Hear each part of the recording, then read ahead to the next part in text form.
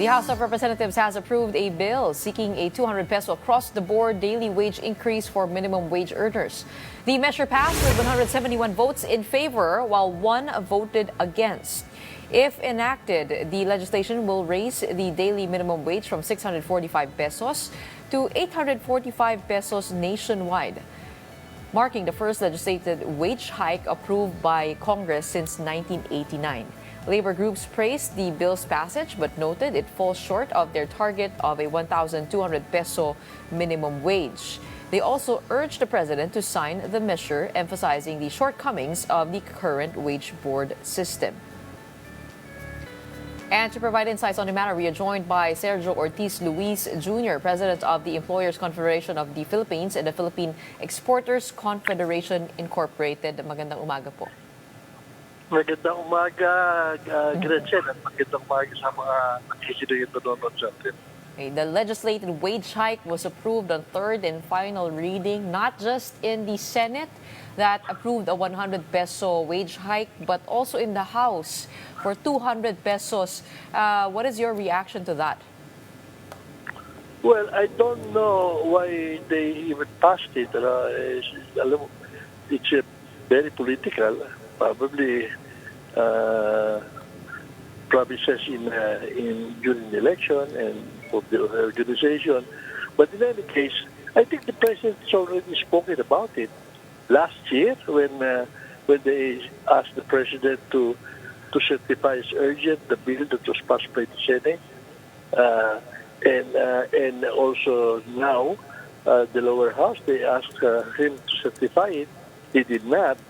Instead, on the Labor Day, he announced that he is asking DOLE to convene the regional wage board, and so immediately, even before the anniversary date, so that it can act it during, I think, the NCR is July, and they have been meeting already. They're going to do public consultation already. And that is why I was wondering, they put the president in a quandary now. He's been advised by all his economic advisors since last year that the proper way to do it is really by a regional wage board, simply because certain realities that all economists accept, no? And that one is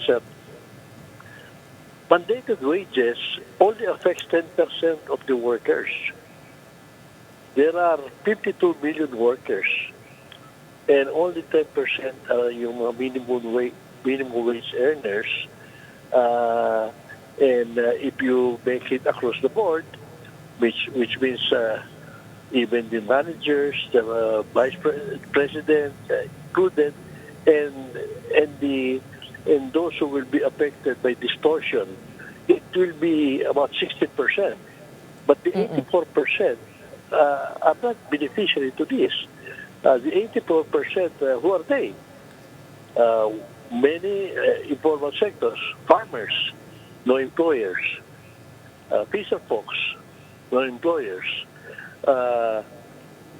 market vendors, tricycle drivers, jeepney drivers, all small business, family business, 84 to 90% will be suffering because of the yearly benefits we're giving to the minority. And it's nice to say that you will be increasing salary of the workers, but that is a small minority. The big majority will be the ones suffering. Why? Because in the formal sector, where they affect, there are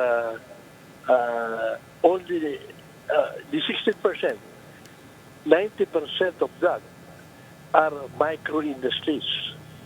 8% is small, 1% is medium, less than 1% is the large. The large and the medium probably can afford it, but the micro, they cannot even afford sometimes to pay Christmas bonus. Sometimes every week, every month, they try scramble to be able to pay the wages, and you increase them by what, more than 40%?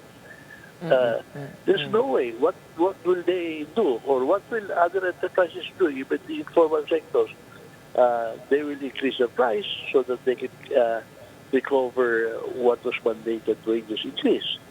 If the market cannot accept that price anymore, they will dismiss some employees, or and if they cannot do any of the two, they'll just close down. And that is what has been happening.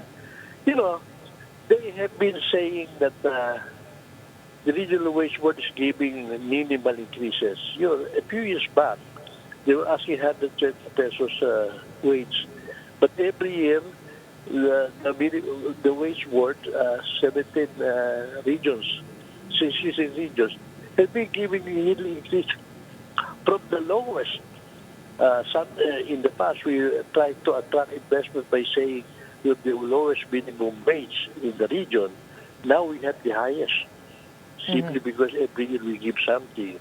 And the problem is, even if the legislators realize that it's not possible to do that, and it's not going to happen probably, because my feeling is the president probably will veto it if it reaches him. We have a lot of problems already encouraging investors. We're the last one attracting investors.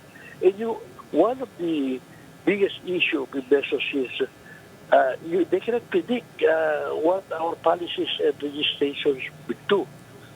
They invest, and then all of a sudden you change the rules, and sometimes the numbers are no longer profitable, so they don't invest. We are now the last one in investment in the region. The least of it. Number one problem really before was red tape. Now we're solving that because we have ARTA. More expensive labor. Yeah, expensive. Not expensive.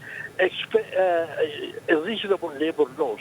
But on the other hand, for instance, the living standard is at 1,200 pesos. Well, imagine how many enterprises will be able to afford that? How many will close down? That's really, but that's nice. Politically, that's nice. Nice to listen to. People not knowing that everyone's way, and people not knowing that correct, and this is happening amid a very complicated political scenario, and with mounting pressure on the president, who will ultimately have to decide on that bill once it passes the BICAM. So I guess it is up to the private sector to convince the president to decide otherwise. But in the meantime, thank you so much for the comprehensive explanation on that. And your time and insights today. We have Sergio Ortiz-Luis Jr., President of the Employers Confederation of the Philippines and the Philippine Exporters Confederation, Inc.